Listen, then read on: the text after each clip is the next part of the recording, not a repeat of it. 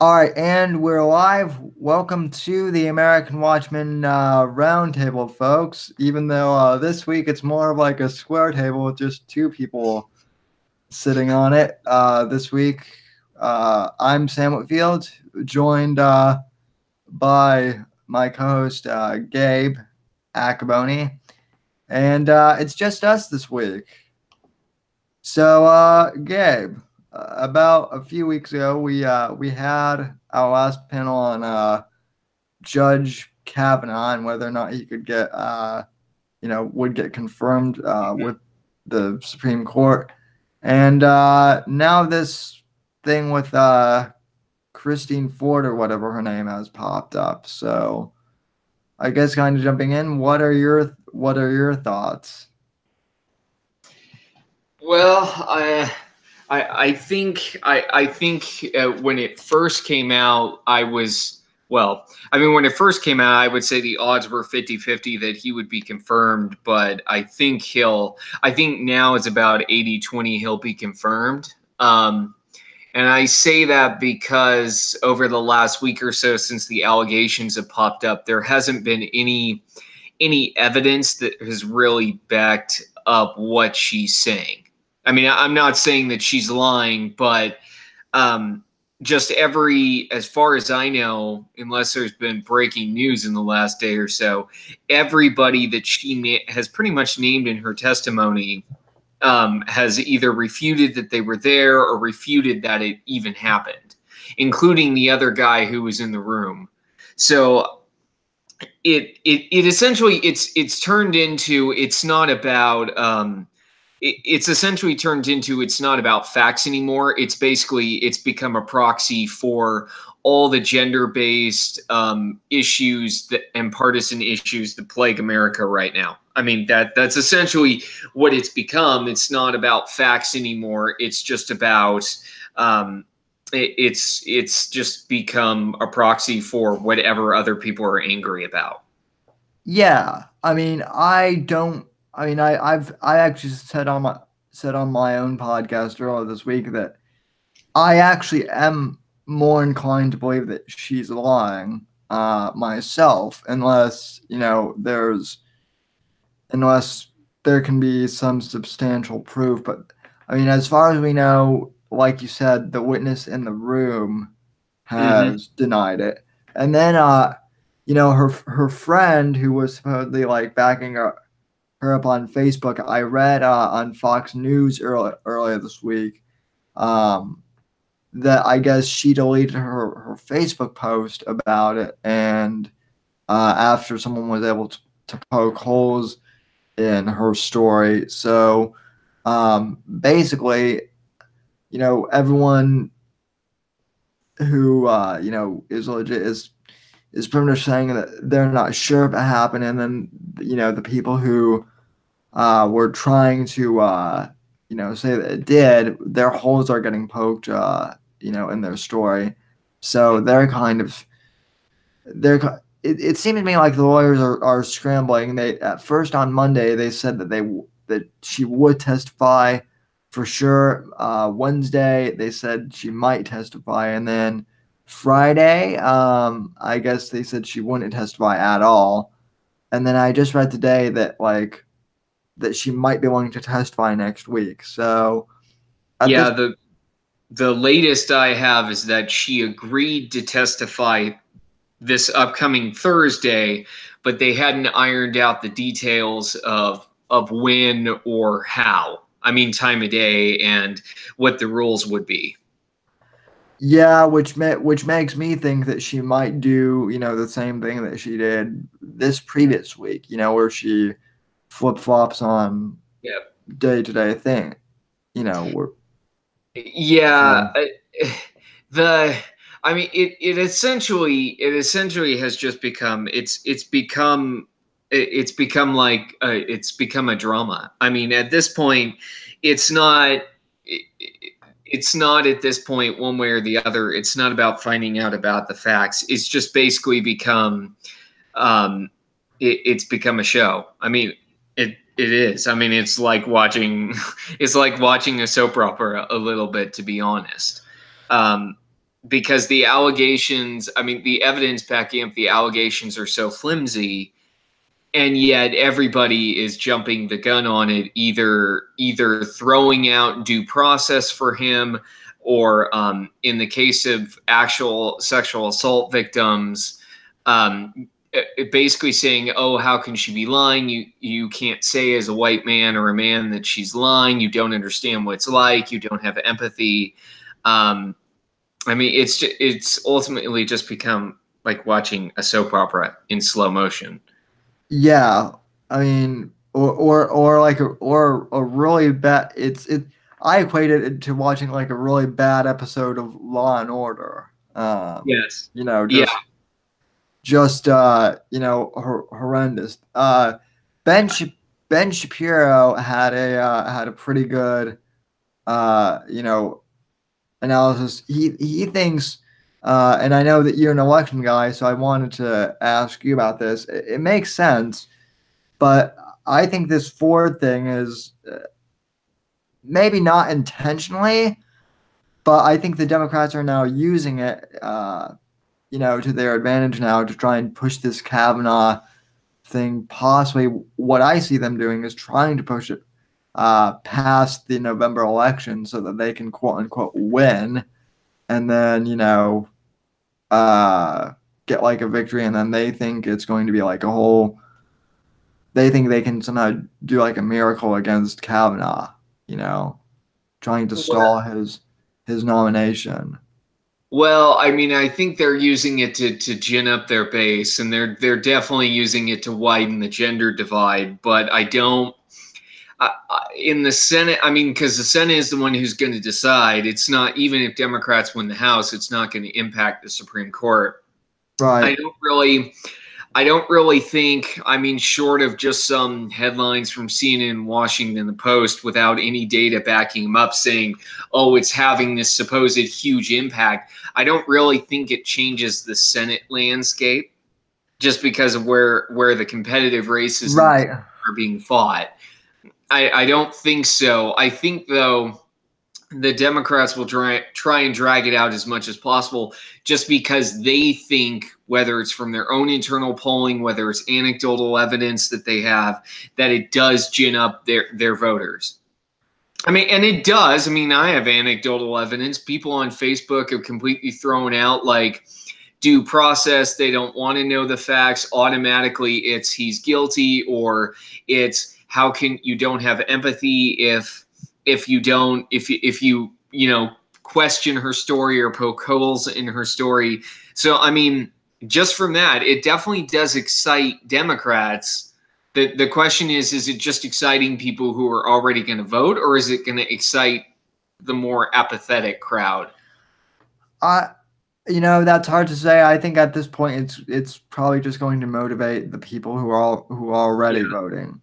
yeah. Um, the other thing too is I actually think the people who actually are paying attention, who might be independent, you know, it might actually be hurting the Dems actually because the Republicans have pretty much said, okay, well so Ford's lawyers have said she wants to tell her story, right? Mm-hmm.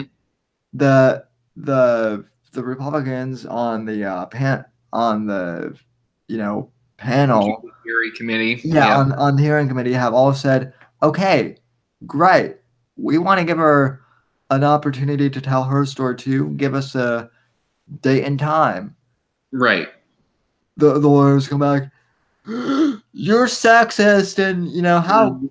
they're I mean they're flipping out at they're flipping out at the opportunity, and of course the dyed in the wool Democrats, you know, let's face it, nothing is going to change with them no matter what. So you know, so they're just kind of, I think, in the eyes of, you know, average voters who are actually looking at this objectively, they're actually saying, whoa, this actually looks bad. You know, these people are giving her an opportunity to speak, and she's not taking it, even though that's what Well, she wanted. Well, and I think the way that, because I've been following this fairly closely, the way the media is portraying it, I don't think is how most Americans are viewing it. I Right. mean, because from the way the media is perceiving it, I mean, I can find a half dozen stories just doing a quick Google search saying, how can a bunch of white male Republicans, how does it look if they question her? Well, that's their job. They're on a committee to question her. And I think what you find in any poll, even after all this stuff has broken in the last week, is most people still don't know whether he should be confirmed or not because most people don't pay attention to confirmations because it's not inherently partisan and easy to follow. Right. I mean, right. I mean, and that's. I mean, you and I have talked about this before in private in the group chat as well. I mean, watching C-SPAN is not that entertaining. You know what? Right. I mean, it's not like Law and Order or any of those Senate dramas or whatever. It's pretty cut and dry, and it's going to be like watching Paint dry. paint and dry. Well, I mean, I think this testimony, if it does happen, I feel like Monday she's going to cut her lawyers, or well, she'll come out through her lawyers, but I feel like on Monday or Tuesday her lawyers are basically going to be like, oh no, we don't want to do it anymore, and see Right. that eventually that's going to become a perception problem on their end if they keep dragging it out, because then Yeah. it's going to and you've kind of, I mean, you've kind of already seen this.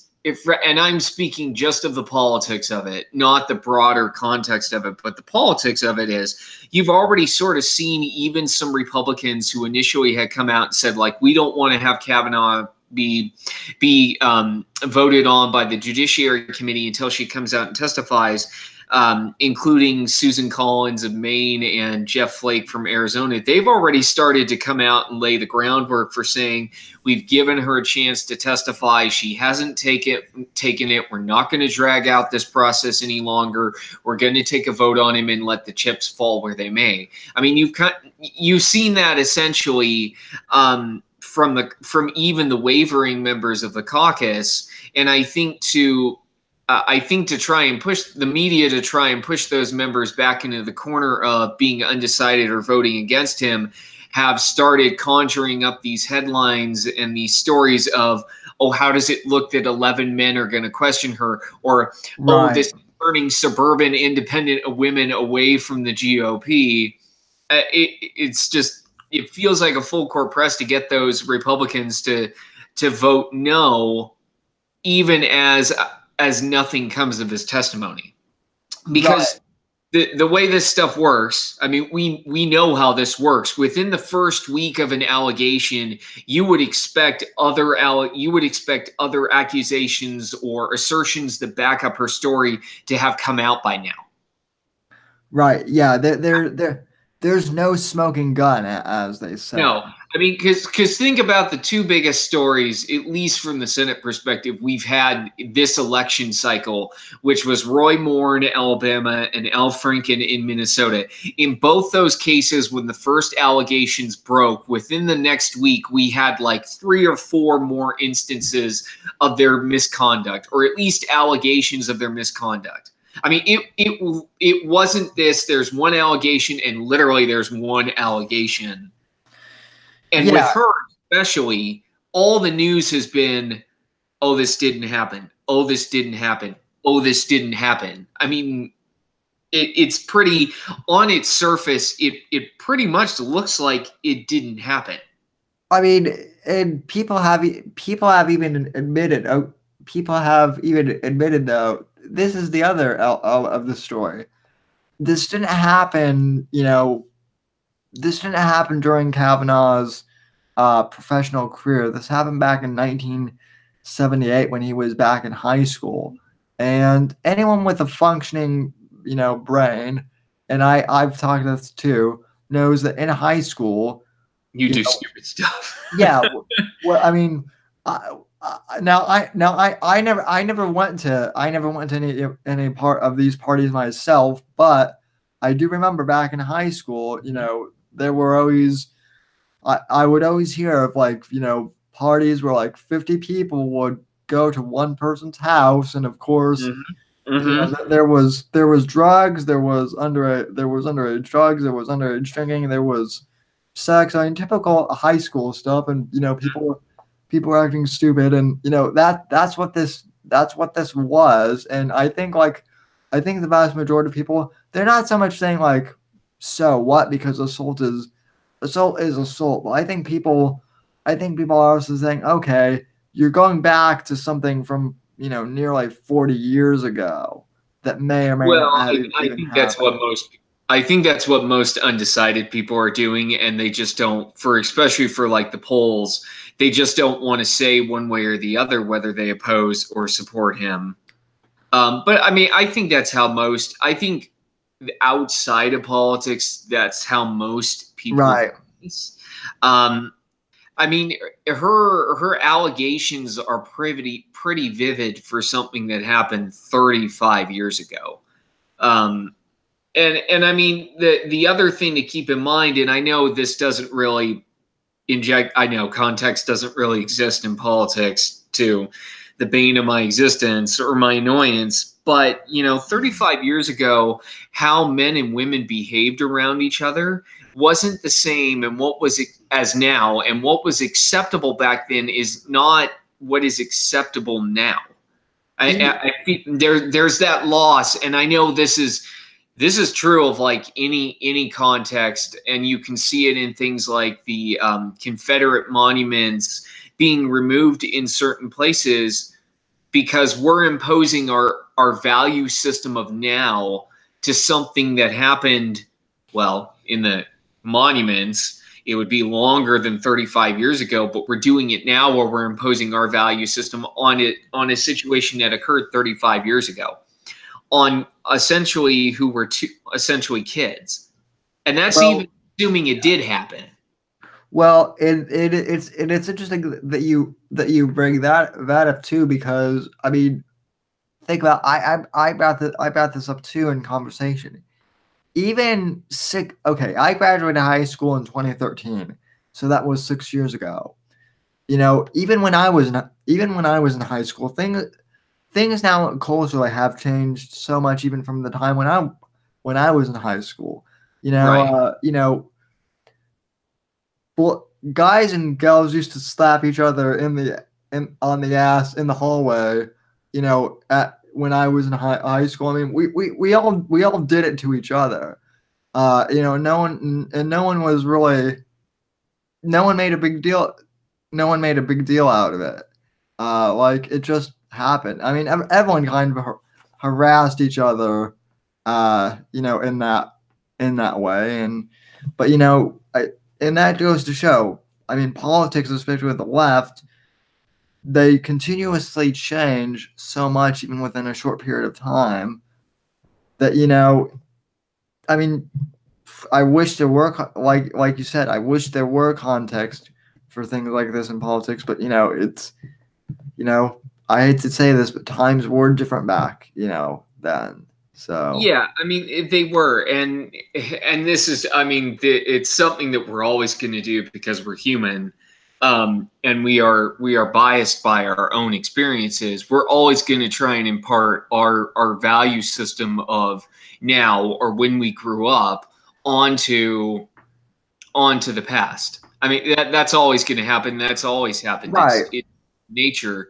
But what I think is interesting with this, especially, is that in relation to the Me Too movement and the empowerment that women have supposedly had under Trump, is that something like this can be used, basically to basically be like a proxy for men who commit sexual assault or are abusive to women, and the whole concept of thing like due process or the Constitution, which due process is involved in, it gets thrown out the window.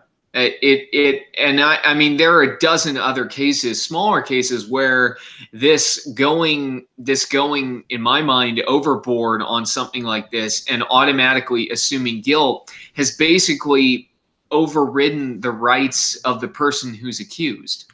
I mean, Right. you've seen this all the time on, well, it's become an issue in the last couple of years, especially since Obama left office, on college campuses where where Betsy DeVos and the Department of Education have basically come down on college campuses for their treatment of accused men in terms of sexual assault. And there have been men on college campuses across the country who have basically been expelled from campus without even being able to see their accuser or even know what the accusations are or even go before a committee. I mean, Right. Yeah. it's going overboard, and I think Kavanaugh is just a sign of how emotional this issue is, and that is not what due process in our legal system is set up to have. Yeah. You mentioned before we began that you kind of wanted to segue into the broader implications of Me Too, and I think this would be a perfect segue. I've said before that when the Me Too movement started, okay, it was directly because of Harvey Weinstein.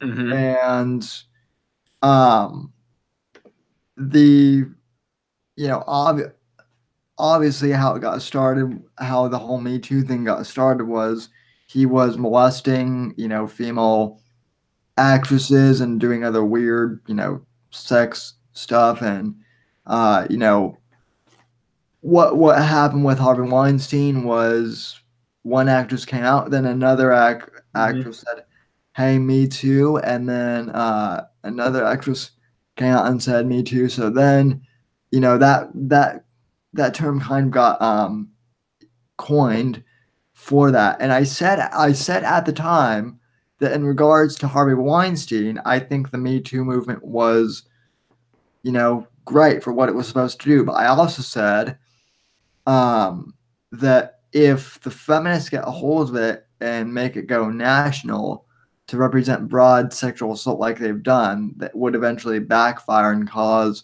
a big clusterfuck. And that's what we're seeing now. I mean, now we're discovering too that Anthony Bourdain's girlfriend, one of the ones who kind of started the whole Me Too thing as a broader movement, that she molested a young boy who was 17. So Mm-hmm. Me Too is starting to show cracks, and as the saying goes, those who live in glass houses should not throw stones. So Well, yeah, I mean, and it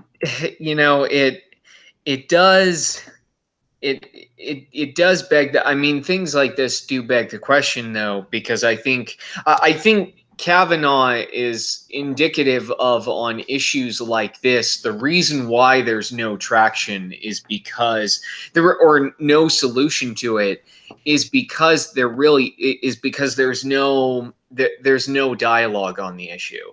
um and there doesn't seem to be anybody who wants to have a dialogue on the issue.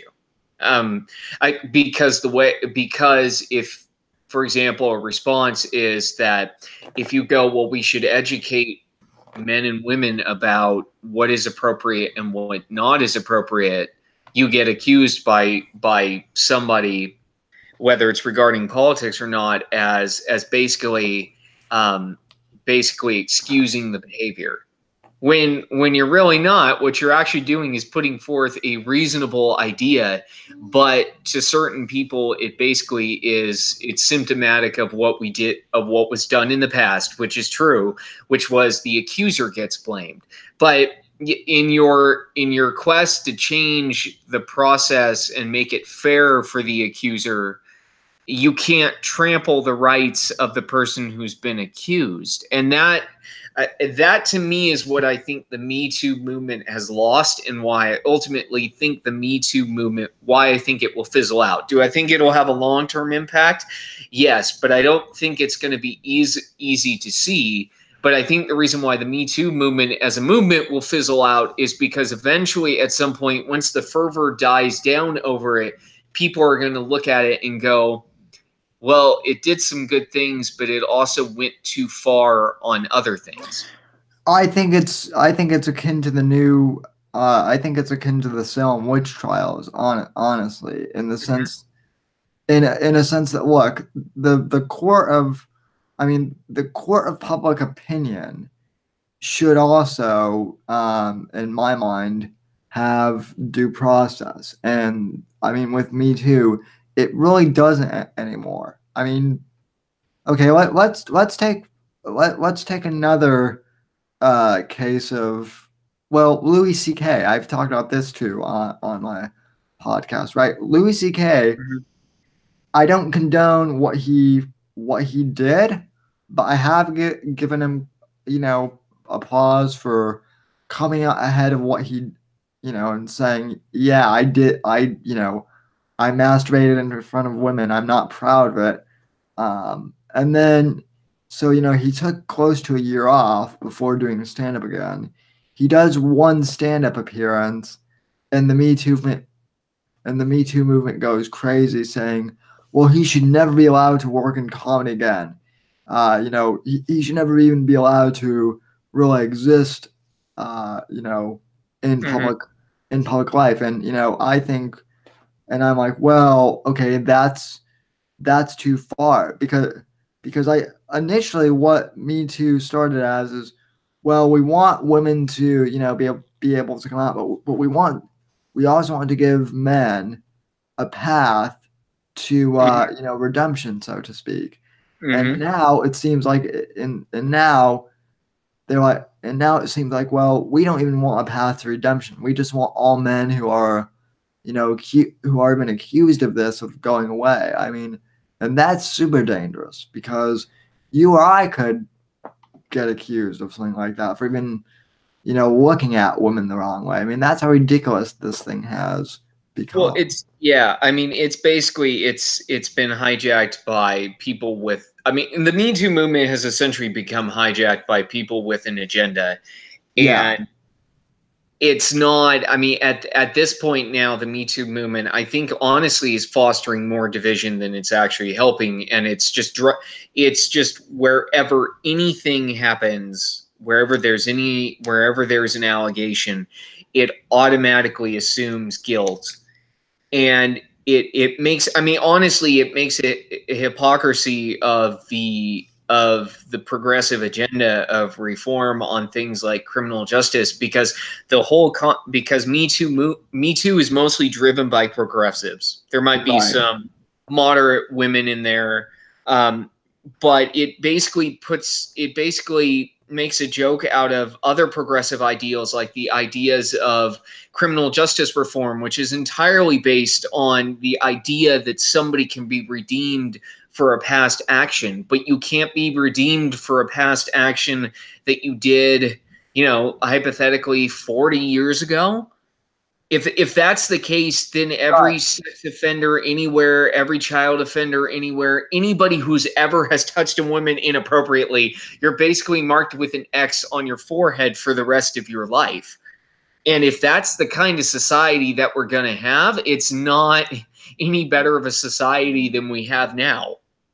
Yeah, well, I mean, and I mean, I'm sure you've seen this meme, but just to illustrate the, you know, how far it's gotten. There's now a meme out of like a kid who's only like a year old, or I don't think he's even like a year old. He's more like 6 months, and it's like it's a little boy. It's a toddler, and he's being held by Hooters waitress, and he's kind of he's grabbing her breast, and the caption goes, what little Johnny doesn't know it yet, but he just shot any chance he has to run for public office out the window. I Yeah. mean, I mean, yeah, it's It, just it, insane.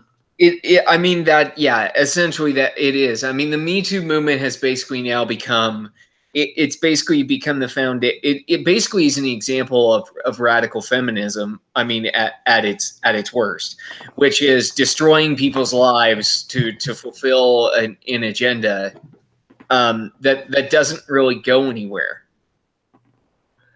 Yeah, and I mean, for all the good that it's set out to do, I think like you said, anytime radicals hijack something, hijack good and noble movements, they get turned around and perverted, and whatnot. Yeah, I mean, and I really do think that it's done. I don't want to say irreparable, but I think it has done damage to America by the fact that it's basically created this, and it's a big gender gap. It really has created this divide between men and women to such a degree that even educated people are not able to have a conversation about this. Because I mean, for example, the way I look at it would be, it's not irrational to say that if you are accused of something, you should have the right to refute it, and people shouldn't, or a court shouldn't automatically assume your guilt. But the Me Too movement has built up such a following and passion around the issue of sexual assault, sexual harassment, that there are people who believe that you are automatically guilty before you even have a chance to prove them wrong. Right. It's you know, public public well no criminal justice be damned. I mean, Right. that's pretty much what they're saying. The court of public opinion at this point, to them at least, is more important than the actual legal system, which you know it is concerning. And because if we start adapting that as the standard for things, well, then we're going to get into purge territory then. Well, there's a reason why our founders did not have public trial. There's a reason why our founders did not have the public determine guilt and innocence, because this is exactly why. Right. Because people are not, much as we would all love to think, we are not rational human beings on certain things, and the founders understood that, and that's why they didn't have the court of public opinion be our actual judicial system, because people are not rational, and people are passionate, and people believe in certain things, and unfortunately those things can bias your opinion um, to making a logical, rational decision. And judges are by no means immune to this, because judges are human beings too, but at least judges in the judicial system try to limit that. Even Ruth Bader Ginsburg, who I was a bit surprised took this position, I think she said that even he deserves to be heard. He deserves a fair hearing on this. If if Blase Ford does want to come, forward. Right. And Uh, yeah.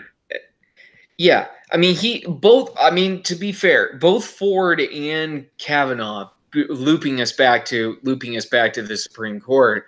I mean, they both deserve a chance to testify.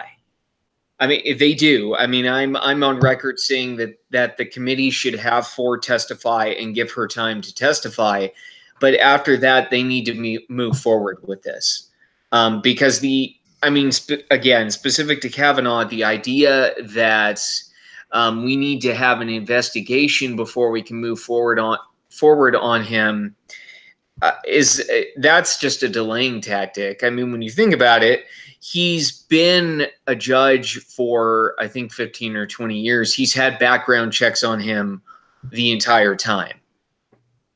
So there's not, because all the investigation for the FBI would be another background investigation. right. I know that Chuck Grassley once again offered her another chance to you know, come on and or no to yeah to come and do hearing. Now whether or not she'll take that opportunity is, you know, up to her and her lawyers. I think at this point for them not to take the opportunity would look bad on them. Right. So Well, and like I said earlier, the latest news is that she has agreed to testify Thursday at some point in time on Thursday. And the details of that are still being hammered out. But like I said, I don't expect anything to come out of that testimony. She will probably describe what happened, and then Kavanaugh will have his chance to testify, and he will refute it. Um, and then we're back to square one. Um, so I mean, I think even her testifying, it does. At least she's willing to testify. It's ultimately not gonna change anything. And I do. I mean, I'll admit, I feel sorry for both Ford and Kavanaugh in that they're both sort of in their own way. They're being dragged through the mud for this. But ultimately, I don't think anything's gonna come of this. right. I feel bad for Ford in the sense that I guess she's gotten death threats. Mm-hmm. You know, that part I do sympathize with her on, and I you know, but as far as as far as her allegations go, so far to me it seems like she might be lying, and you know, I'm not saying that that's the case, but you know, it's looking like, you know, I mean, I guess like I said, 40 years is a long time to go, you know, back. And, you know, you would have thought that, I mean, let's be honest, you have to go through, you have to already have had like a pretty lucrative career in the legal system to even be, you know, considered for the Supreme Court. And I just can't really grasp if everything was true, why it would have taken her 40 years to come out with this. Well, I mean, to a degree, I do understand why it would have taken her a while to come out because of the context of the time, which was, I mean, in the 70s and 80s, it was more so that the woman was blamed than the man. But Right. that those opinions have changed far before this year. Right. Yeah. Um, Yeah. and I guess that's what I'm saying. That's why I'm skeptical. So Well, I mean, the part of it might be because she feels like and I'm not trying to get into her head, but part of it might be she feels like that and also because of it because of its visibility, essentially, it motivated her to come out. The problem is, regardless of what happened or what didn't happen, and whether it did happen, is it was an incident that occurred 35 years ago, and that makes it almost unverifiable other than he said, she said. That's the consequence of waiting 35 years. And that is not to cast blame on her in any way, shape, or form, but it is just a plain fact that if you wait 35 years to report a crime, how do you expect that to be investigated and found out one way or the other than a he said she said situation? yeah, the proof that I guess Ford lawyers want the FBI to get involved in this too. What I mean, let's talk about that a little bit too. That's pretty laughable too. Okay, that this what first of all, as Ben Shapiro mentioned, this isn't a federal crime, so there's no the FBI can't do anything even if they would want to because there's no there's no jurisdiction that they have here. Right. Well, and it's kind of, I mean, there's no jurisdiction the FBI has other than if it was requested by the executive branch, Right. because not even Chuck Grassley has the authority to request that the FBI investigate a judicial nominee. It's standard practice generally for the White House to do that before their nominee goes before the committee. I am assuming because Kavanaugh had such a long record as a judge and they had other former background checks to go off of, that they didn't have the FBI do a background check on him this time. But I mean, there's not much that the FBI could do in this case. And I think that's illustrative of the fact that Dianne Feinstein knew about this for 2 or 3 months and didn't bring it up until a couple weeks ago. It's pretty obvious, at least to me, why she did that. I mean, it's clearly politically motivated, right? Why she leaked it, you mean? Right, yeah, right before the election, and obviously, I think this is the other thing too. The left has this broader narrative that Trump is a homophobe and Trump is a sexist, and all of that stuff that we usually hear, and what they're trying to do, what I think they're trying to do is, okay, if they're trying to say with the Ford thing, oh, okay, uh, look at what Kavanaugh did, and this further proves that Trump is a sexist and probably a rapist, and look, he's filling his administration and his Supreme Court with these types of men too. So it's also guilt by association, and maybe, I mean, I've heard some theories that Blasey-Ford was chosen to make up this story. I don't buy that. I just think the left might be, but I do think that the left might be using that for convenience, saying, oh, look, we can construct a further narrative out of this. So, well, I mean, I will say, I think to a degree, Ford is being used, whether it's right. whether it's direct or she's been sort of pushed, whether it's directly or indirectly, she's been pushed to do it.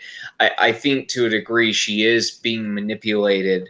Like I said, whether it's directly or indirectly, I don't know. But I mean, in her own way, she is being used, because I think most Democrats, even before this had broken, had already decided to vote no on Kavanaugh. Right. So, and they're not going to change. So, I No, mean, they're not, and they had already decided along it for ideological reasons why they vote no on him. So it's from any reasonable standard, it's then hypocritical for them to go, oh, we need investigation of this guy, and oh, we can't have a vote on him because of these allegations. Well, you were already going to vote no, so how is that going to change your opinion anymore? Yeah, I agree. Now, assuming that Kavanaugh does get confirmed, which I think is very likely, the other thing is, the left could always use this in further, campaign commercials, against Trump. To always say Trump appointed, Judge Kavanaugh, who was accused of sexual assault, or something like, do we really want a president who does that type of thing? That'll be the ad. So I think what they're trying to do also is, of course, like I mentioned, damage Trump's reputation. And I guarantee you, even if Kavanaugh does get confirmed, they'll still try and latch on to this thing, you know, as a narrative point. But I don't think it'll go well for them either. trying to do that. Well, I mean, I fully expect that I fully expect that Kavanaugh will be. The Democrats might run a few ads before the midterms on this, but I don't. My personal opinion, and from what I've seen data wise, is this is not making a difference in the politics of the midterms one way or the other. I mean, I think the midterms are going to be bad for Republicans. How bad you can debate, and I think part of that's Trump. I think part of it's just the normal um, return to equilibrization or return to equalization between the parties. When a party controls the White House, they usually don't do well in Congress, or they don't have control of Congress or all the states. Um, so I really don't see it playing that much in the midterms, much as Democrats like to think it will, because a lot of the evidence for it is anecdotal, and because I think a lot of the opposition that supposedly is being or a lot of the opposition to Trump and Republicans that is supposedly being brought up because of this Kavanaugh situation was already there to begin with. And it's located in the same groups that have never liked Trump in the first place, Right. which college educated white women. Well, I don't see how somebody who is a college educated white woman who didn't vote for Trump and wasn't going to vote for a Republican in the first place, how it makes a difference that they're still not going to do so. Right. It's just going to add fuel to to their fire. How sexist Trump is, or whatever. Um. Right, exactly. So. Yeah, I mean, Yeah. Go ahead. oh, yeah. Yeah, I mean, I don't think it'll make a difference one way or the other. And I think honestly, like even if you extend this out to Trump's reelection, I think it'll be a non-issue by then. Americans have really short memories, and by the time of a presidential campaign, there'll be a bunch of other issues that people are making their votes on. Um, and something as opaque and not as partisan as say the Supreme Court, it won't be a deciding factor for many voters. I think now could the Democrats possibly like stall this indefinitely? I feel like that's what they're trying to do as well. Well, I think they are. I mean, and that's I think why you hear so many calls for them to obviously for them to have an investigation before they actually have a vote on him. And I think one of the reasons why Grassley has been playing such hardball is because he knows exactly that's what Democrats are gunning for, and he's not going to put up with it. Um, it's interesting. Like if you watch, and I do just because I'm a nerd, but if you watch the testimony from the Judiciary Committee hearings of before this came out, so Kavanaugh's initial hearings before the committee, it's clear that Grassley gave Democrats on the committee plenty of time, but he wasn't going to let it become a dog and pony show that lasted for a month. So I mean, he knows exactly that this process could drag out if he let it, which I think is why he's not willing to let it drag out, because he knows that's what Democrats are going for. They just don't have the power to do it without getting certain Republicans to help them do it. Right. Well, So I mean, oh, go ahead. Go ahead. Well, I was just going to say, I mean, I fully expect him to be confirmed by November, because I think the only way that he cannot be confirmed at this point is if he withdraws. Right. And I don't think he's going to do that. No, he would have by now. I think at this point, I think maybe the reason why Blase and her lawyers are why Ford and her lawyers are stalling is because I mean, I don't know, the cynical side of me is saying, well, they may be trying to make up a story. But then the optimistic side of me is, the kind of individual that's saying, even if that was true, it would probably backfire. I mean, I think the other thing is the fact that she's waited so long. I think it's possibly going to backfire on her, depending on what it is. So, Well, and I think that she will. I think that she'll garner sympathy at a committee hearing, but I think the reason why her lawyers are honestly so hesitant to let her testify is because there are going to be inconsistencies on it in terms of the supposed evidence backing up her accusations.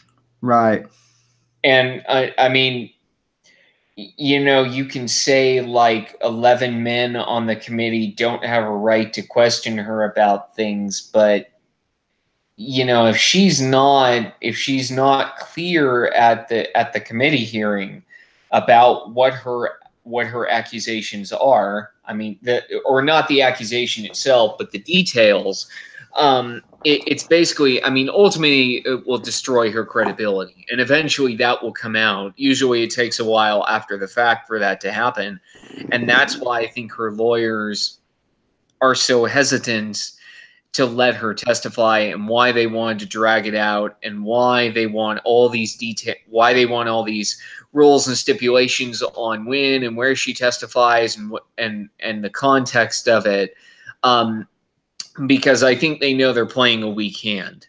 right. I mean, yeah, they're trying to do the best that they can with a with a weak story. So, Right. and especially now that that her corroborate all her stories that corroborate all the witnesses that supposedly corroborate her story now that those have all been shot. I honestly don't see how she could make a convincing story, Well, I especially mean, I can see how she makes a convincing story, but you know what? Convincing stories are great for criminal novel or crime right. novels, but they're Yeah. not they're not great for actual um they're not great for the actual real world. So she can Right. spin a compelling narrative and she can tug at the heartstrings, but the evidence just isn't there to back her up other than what she says happened. And that's not evidence. No, it's not. So, I mean, I think with this, moving beyond Kavanaugh again for a second, is the broader impact that this can have on society, which I mean, I think I think it's not going to be good either way, um, and I just hope. I mean, I'm trying to be optimistic here. I just hope that it doesn't uh, extend out into society of now it's the idea of allowing women to speak out about what happened or their allegations doesn't then become that the accuser, or not the accuser, excuse me, that the accused loses their rights to either refute the claims or to have essentially a jury trial and not be tried in the court of public opinion. Right. I mean, that is my hope. I see us walking down that slippery slope with the Kavanaugh situation all the time, because in I want to say in any other situation this would not even be being considered. No, No, it wouldn't. I Yeah, mean, you're I have absolutely to right. say, no, other than her own testimony, there is not a single shred of evidence backing up her assertion. And I'm careful to say she's not a liar because we don't know if she's a liar. And maybe she's suffering from PTSD. Maybe it really did happen and she is mistaking Kavanaugh for somebody else. I don't know. But there just is not a single shred of evidence to back this up at all. And Yeah. that is what shocks me about this, that it is being taken so matter of fact, like it did happen, when there isn't I can't say it enough. A single shred of evidence to back up her accusation. Like, I think of all the situations over the years that we have seen where men have been accused of this, and whether they actually did do it or not do it, whether it's like the Duke lacrosse case, whether it's the Kobe Bryant sexual assault case, whether it's Roy Moore, Al Franken, Weinstein, a dozen other examples, there always was something to back up the assertion that it did happen. But with this, that's completely missing.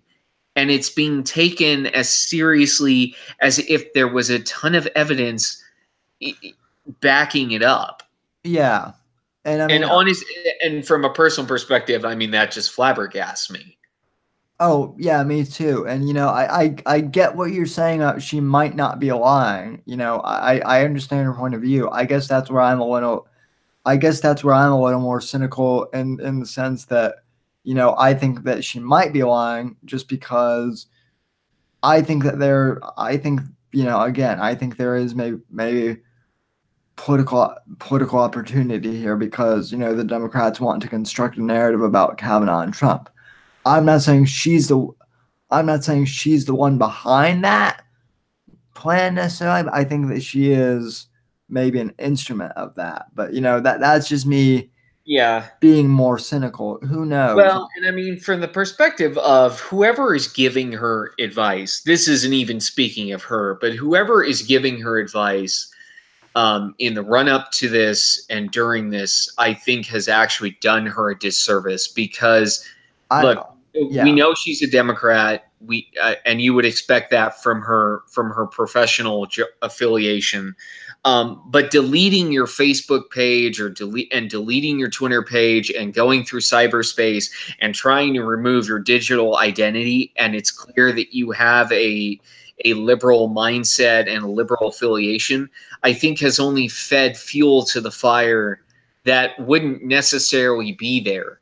I mean, I get the logic of, well, we don't want to have her have like a Facebook or Twitter page because she's going to get lots of hate mail and or lots of hateful posts, and she might have. But it also does make it look like somewhat that this was planned or that it is right. purely partisan. And I do think that does a disservice to her because if it really is not partisan and something really did happen to her, it just makes it look it makes that, if it did happen, be even more trivial in the sense, and it honestly breeds more room for conspiracy theories in the Right. sense that oh, she's a progressive and she deleted her Facebook page because she wanted to hide that. It makes it look more fishy, and if I were somebody who was trying to guide her on this, I would not have made that decision. And let me be clear for the for the record, just because I'm cynical and even though I'm thinking that she's probably a liar, I'm not condoning the fact that she's gotten threats either. I don't condone that at all. I think that's horrible. But I also think that Feinstein, and everyone else kind of surrounding her is doing her a disservice. I think the other thing, the part that I don't get, and maybe I'm missing something on this, is why, uh, how exactly did her name become public? Because I know that she initially said that she wanted to be anonymous, but how I did? I think she came out and actually named it.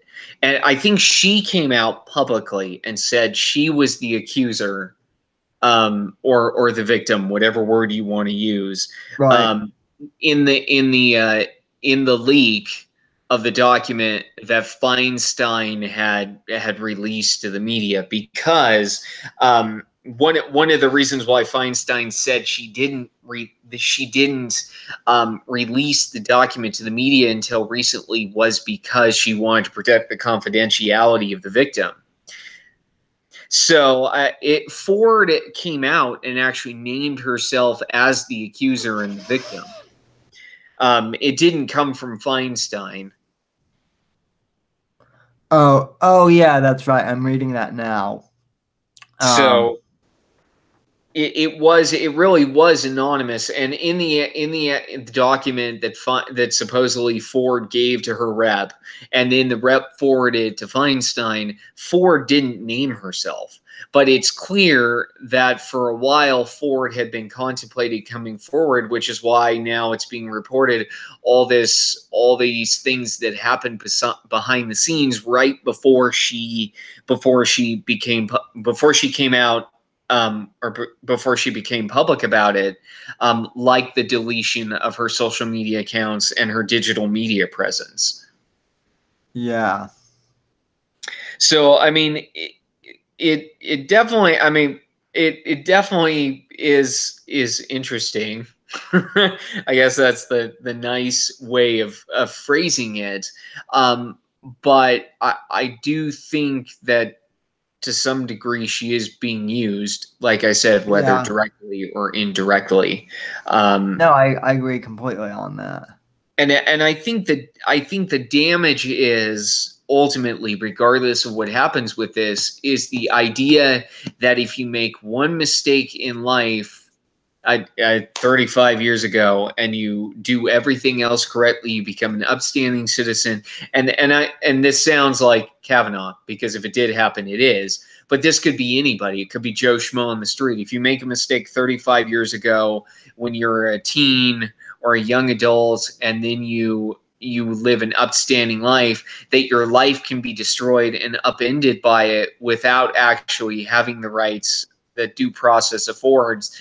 I mean, it's chilling in a way that if that's where America is going.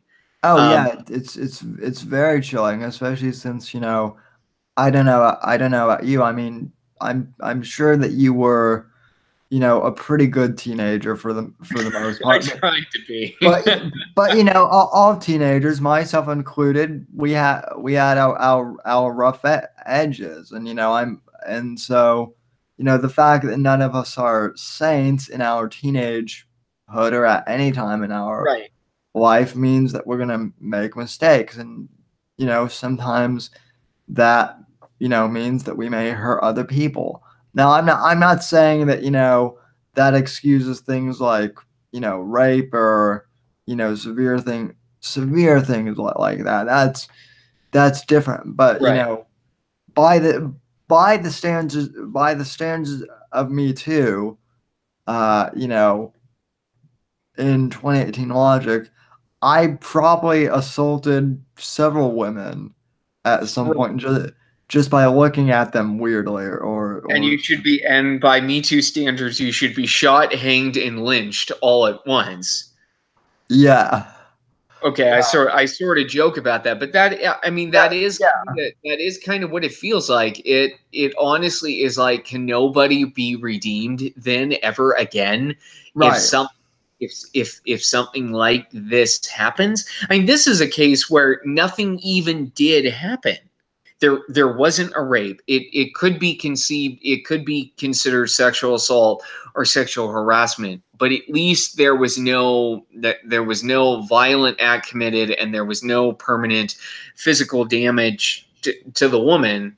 Um, but it does. I mean, it is from a political sense, it is the worst. It is honestly the worst nature of, or the worst part of progressive politics, which is that our morals supersede everything else, and that the ends justify the means. And if some people have to get railroaded to achieve our ultimate goal of equality of the sexes, or giving domestic violence victims or sexual assault victims more power, then so be it, because it was all in the name of progress. Well, and not even sexual assault victims or anything like that. You forgot one important word, which is perceived in Mm-hmm. front of. I mean, it doesn't even have to be like an actual victims. At this point, you just have to be perceived. Um, you Right. know, So, and that's And what makes it even more. That's what makes it even more dangerous. So, right. And like I said earlier in the podcast, we've seen how what this road entails in terms of what has happened on college campuses. which have several judges, including liberal judges appointed by Democratic presidents, who have basically smacked down multiple colleges and gone, this is a sham. Like, how can you expel this guy without giving him the right to see his accuser and to actually testify on what happened from his perspective? Yeah. it, that is where, if Me Too got its ultimate way, that is exactly the road that we would head down. Now, I don't think we'll ever get that way because there are too many institutional roadblocks, and there are enough people who would go, "That's insane," that it wouldn't go that route. But we've already seen this show on college campuses, and it's not a pretty picture. Well, yeah, maybe let's hope you're right. I mean, because we may say it'll never happen now, but but I mean, the further the left pushes, the radical left pushes, they're trying to push for this to go mainstream, and this is why decent people have to stand up and say, no, not gonna happen. So. Well, and this is honestly why we have the Constitution and the right to due process to stop things like this, from happening. Right, exactly. So, Well, I mean, I think pretty much, unless you can think of anything else to say, I think we've pretty much said everything we can say about this. To be honest, so yeah, I think we've pretty much covered this full circle. yeah. And unless there's anything else, I think yeah, I think we've pretty much covered this whole thing. So, um, well, guys, this has been the American Watchman Roundtable.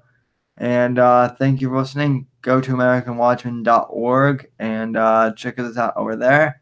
Thanks for watching, and we'll see you next week. See you guys.